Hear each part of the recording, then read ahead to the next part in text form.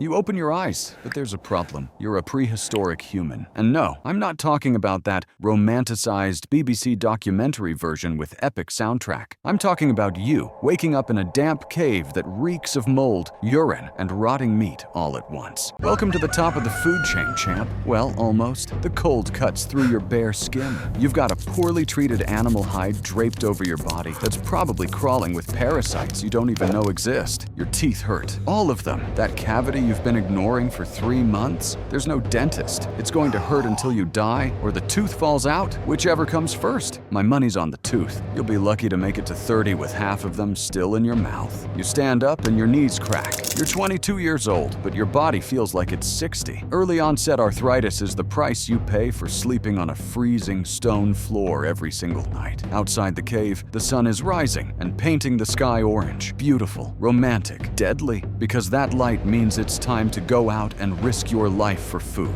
Again, the tribe is waking up. 12 people who are basically your entire family tree, and you're only friends within a 100-mile radius. The tribe chief, a man in his impressively old age of 35, with a scar running across half his face, grunts something you interpret as, "Let's hunt." There's no meeting, no strategic planning. There's only grab spear. Follow mammoth, don't die. Simple as that. You grab your spear. It's a stick with a sharp rock tied to the end with animal sinew. Took 3 days to make. It's your only weapon, your only protection, and if it breaks during the hunt, you're officially screwed. There's no hardware store, no warranty. Broke it? Now, you're facing 2 tons of pissed-off mammoth with your bare hands. Good luck with that. The walk to where the mammoths were spotted yesterday takes 4 hours. 4 hours of barefoot marching across uneven terrain, thorns, sharp rocks, and ice. Your feet are bleeding before the first hour is up. You don't even notice anymore. Bleeding feet is Tuesday. One of the younger hunters complains about the pain. The chief ignores him. I'd do the same if I were you. There's no ibuprofen, no ice pack. There's only suck it up or die. Darwin doesn't send warning letters. You find the tracks. They're massive, deep in the frozen earth.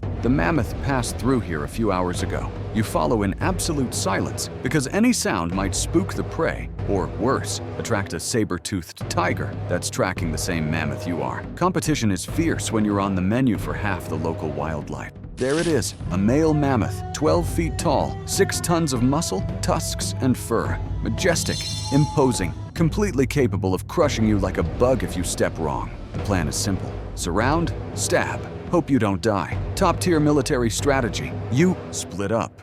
6 hunters approach from the left, 6 from the right. You're in the left group. Your hands are shaking, and it's not from the cold. It's pure fear. It's survival instinct screaming that this is a terrible idea. But the alternative is going back empty-handed and starving. The first hunter throws his spear. It hits the animal's flank. The mammoth bellows, a sound that makes your bones vibrate, and turns. Now it's furious. Excellent. You've just turned 6 tons of peaceful herbivore into 6 tons of homicidal rage. Congratulations on the strategy. The mammoth charges. One of the hunters isn't fast enough. The animal's tusk catches him in the chest and throws him 15 feet back. You hear the sound of bones shattering even from where you're standing. He doesn't get up. I wonder if the others will stop to help. They don't. There's no ambulance, no rescue. There's only keep attacking or everyone dies. You run and drive your spear into the mammoth's side. The stone penetrates the thick hide. You feel the resistance, hot blood spraying onto your face, the metallic smell flooding your nostrils. The battle lasts 20 minutes that feel like 3 hours. The mammoth finally collapses, bleeding from a dozen wounds. You wait. Nobody approaches yet. Wounded animals are the most dangerous, and you don't want to be the person who dies because they were in a hurry. After 5 minutes of total stillness, the chief walks up and drives a spear through the animal's eye, just to be sure. Everyone's gasping, covered in blood and sweat. One hunter is dead. Another has his arm hanging at an unnatural angle, broken. He's groaning, in shock. Nobody knows what to do. There's no orthopedist. The best they can manage is tying the arm against his body with more sinew and hoping it doesn't get infected. Spoiler, it will. Now comes the fun part, hauling 3 tons of meat back to the cave. You don't have a cart, no pulleys. You've got your own backs and brute strength. You start butchering the animal right there, ripping off chunks of meat with stone knives that are about as sharp as they are effective, which is to say, sort of. The process takes hours. Your hands are destroyed, cut up by stone and bone. Blood dries under your fingernails. Flies start arriving, thousands of them, landing on the open meat, on you, on your face. You can't swat them away because your hands are busy holding slippery entrails. By the time you finally finish, it's late afternoon. You load as much meat as you can carry on your shoulders. Must be about 200 pounds each. The walk back is hell. Every step is agony. Your back is screaming. Your legs are shaking. The hunter with the broken arm passed out from pain an hour ago, and you had to leave him behind with a chunk of meat. If he's lucky, he'll make it back on his own tomorrow. If not, he's wolf dinner.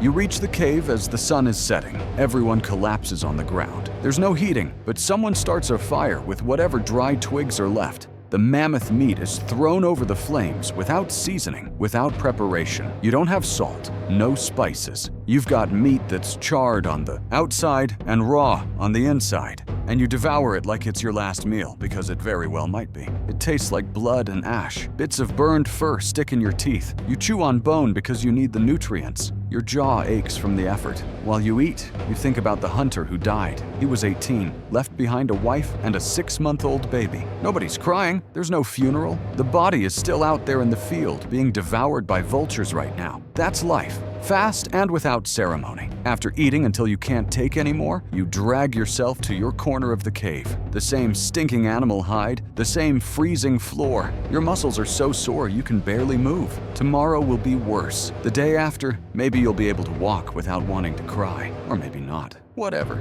You close your eyes. The sound of the tribe chewing, grunting, snoring fills the cave. Outside, a wolf howls in the distance. You know that tomorrow you'll wake up, grab the spear, and do it all over again. Hunt or starve. Those are your options. I'll close by observing that you're lucky you don't know how many diseases you're incubating right now. Ignorance is a blessing when there's no medicine, and tomorrow it all starts again.